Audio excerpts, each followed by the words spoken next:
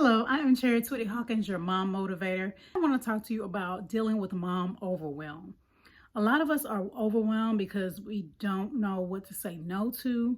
We are just saying yes to everybody, and we're living life, I say, reacting to what happens to us versus being intentional and proactive about our life. So if you're dealing with overwhelm, I encourage you to think about what is causing that. What happens in your life when you start to feel that feeling in your chest, when you start to feel your shoulders getting stressed and tight? What is it? What is that trigger? And then I encourage you to write out what in your life, what is your vision for your life? What is your vision for your home, your relationships? What do you want?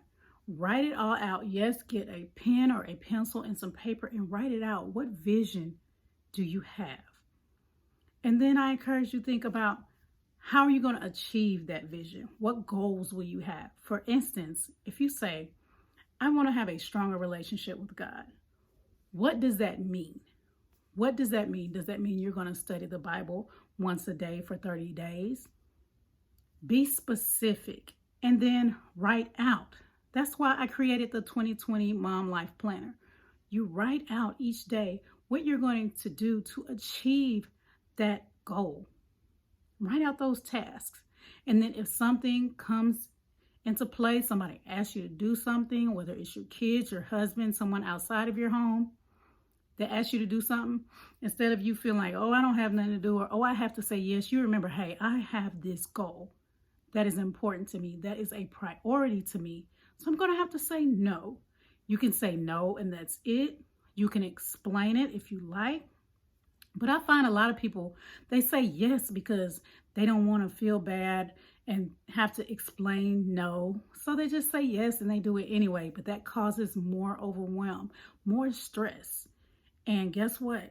That overwhelming stress is going to come out somehow. And it's not going to be pretty. So I encourage you, again, to think about what is your vision for your life? Is it for you to practice self-care? I hope it is, because you know I talk about that a lot. And then what does that look like? Are you going to go to the spa and have yourself a good old manicure and pedicure and get a massage because you are mama and you do so much for everybody and you deserve it? Are you going to do that once a month, twice a month? Make it a non-negotiable, of course, unless an emergency happens. We know things happen with family members, with our kids. But if it's not, if somebody needs you to do something, wants you to do something, and that's not on your priority list, you might have to say no so that you're not overwhelmed and stressed all the way out. Because guess what? God does not want you to be that way. Your husband does not want you to be that way. Your kids do not want you to be that way. They want you to be at peace and relaxed, even though you may be like, no, they don't. Because they always talking about, mommy, can I? Mommy, he did. Mama, they did. And you're thinking, they don't want me to be peaceful and relaxed. They really do.